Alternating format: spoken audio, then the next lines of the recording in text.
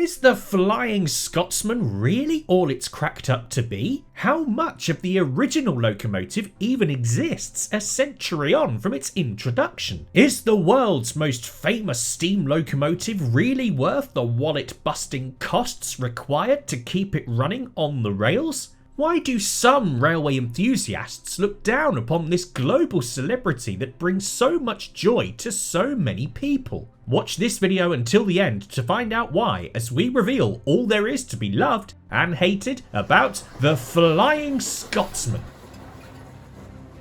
Hate it. The cost. The Flying Scotsman is an extremely expensive piece of kit to maintain. Its last overhaul cost a whopping £4.5 million to return it to the UK main line. That's an enormous amount of money for any historical locomotive or even for a regular modern day train. Deep pockets indeed. It's also significantly more money than how much the Scotsman originally cost to build back in the 1920s. It was rolled out of Doncaster Works for just shy of £8,000, a measly £326,000 in today's money. For additional context, the new build steam locomotive, the A1 Peppercorn Pacific Tornado, cost £3 million to build from scratch. The money issue has led to a rather unceremonious nickname by railway enthusiasts who have called it the Flying Money Pit on the count of its significant expenditure. Despite its undoubted historical significance, some enthusiasts have argued that the money would be better spent elsewhere, perhaps on other steam locomotives that desperately need repairing, or by reinvesting the cash back into the wider heritage railway sector. Love it. It's a golden oldie. Yes, it costs a pretty penny to maintain it in full working order. But while some enthusiasts argue that the price isn't worth paying, many others disagree. The Scotsman is the oldest working mainline locomotive in Great Britain. The fact that it's still putting so many smiles on people's faces and still doing what it was built to do after a century is really quite staggering. The head curator of the National Railway Museum, Andrew McLean, summed it up by saying, "Those other great icons of British technology and transport like Concorde and the Queen Mary no longer operate, and you can no longer travel on them. You can travel behind the Flying Scotsman." That alone means that there will always be a case to make that the soaring running costs of the Scotsman are well worth the extra pennies. Hate it. Celebrity status.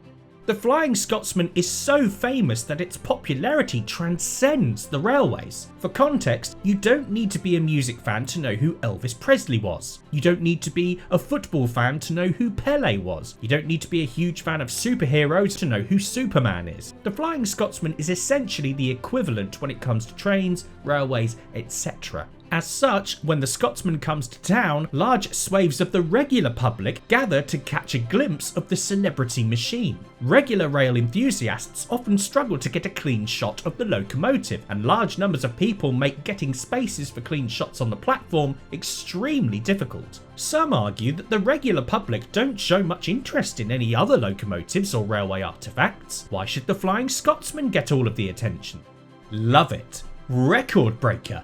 The Flying Scotsman has earned its celebrity status with good reason. Apart from its modern day record as the oldest working mainline steam locomotive, it also boasts two other important records. It's the first locomotive ever to officially achieve a speed of 100 miles per hour, and consequently one of the first ever man-made machines to ever do so as well, with apologies to City of Truro that may or may not have done so unofficially.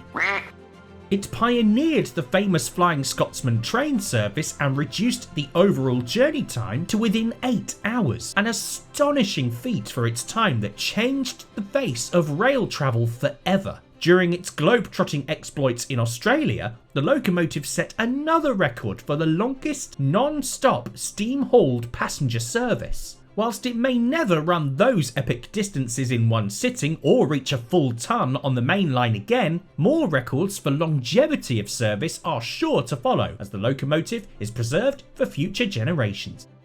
Hate it. Trespassers. While crowded platforms are one thing, trespassing on the railway itself is another thing altogether. Sadly, many members of the public have risked life and limb on the line side to catch a glimpse of the famous locomotive during its main line rail tours. Apart from being incredibly dangerous for what are hopefully obvious reasons, it also causes issues for the wider railway as a whole, with all trains having to observe speed restrictions which cause huge delays and bottlenecks across the network. It has to be said that in the majority of cases, these culprits aren't usually railway enthusiasts who have a healthy respect for the railway, its rules and regulations. However, the British Transport Police have been forced to employ a number of measures to try to combat some of the, shall we say, less enlightened members of the public that stroll along nearby mainline railway tracks. Many wonder if the Flying Scotsman's mainline rail tours are really worth the hassle they can often cause with this in mind.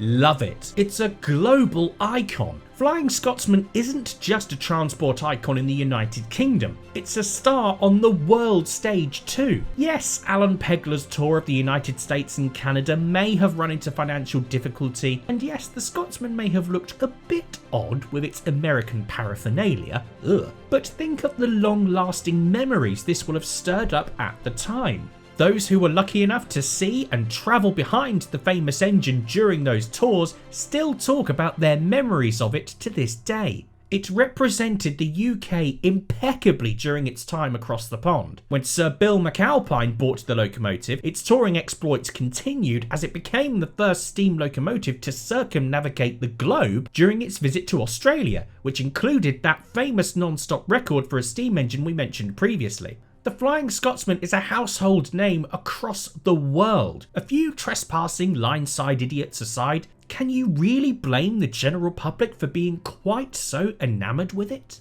Hate it. Identity crisis. The Flying Scotsman has had something of an identity crisis from the moment it was built. Built as a Class A1 Pacific, it began life as number 1472 for the newly formed London and North Eastern Railway. Within just 1 year, it had been renumbered as 4472, and this is also the year in which it was given its name after the popular London to Edinburgh express train service of the same title. Arguably, this is the Scotsman's most famous guise in the classic LNER apple green colour scheme. Since then, it's been repainted into wartime black, back to apple green, been completely rebuilt into an A3 Pacific, a repaint into British Railways Express passenger blue livery, earned a double chimney, German smoke deflectors, a banjo-style dome, then finally into British Railways Brunswick green before it was bought in 1963 by Alan Pegler. Then, in preservation, things start to get even more confusing. It's had several new boilers, new tenders, more changes to its shape, including this example from the early 2000s where it appears in LNER apple green, but with a double chimney and the smoke deflectors from its British Railways days. Today, the locomotive is a near direct match of its final British Railways colour scheme and shape of 1963, though many still clamour for the locomotive to return back to its famous LNER apple green livery. It does make you wonder, will enthusiasts ever be satisfied?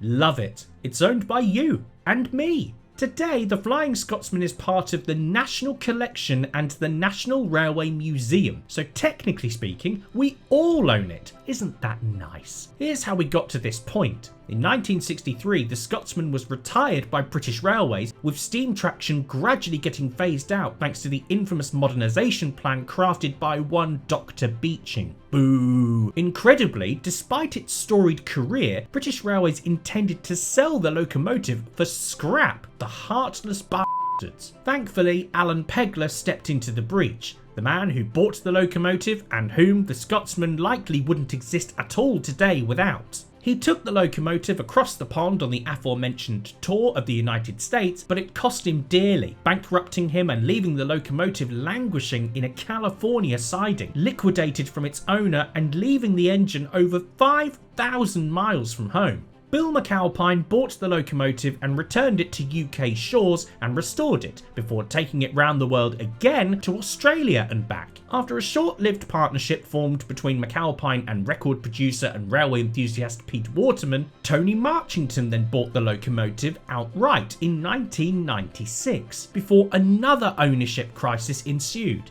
Finally, in 2004, the National Railway Museum, with public donations and a grant from the Heritage Lottery Fund, finally purchased the grand old engine, arguably a few decades late, to secure its future for good.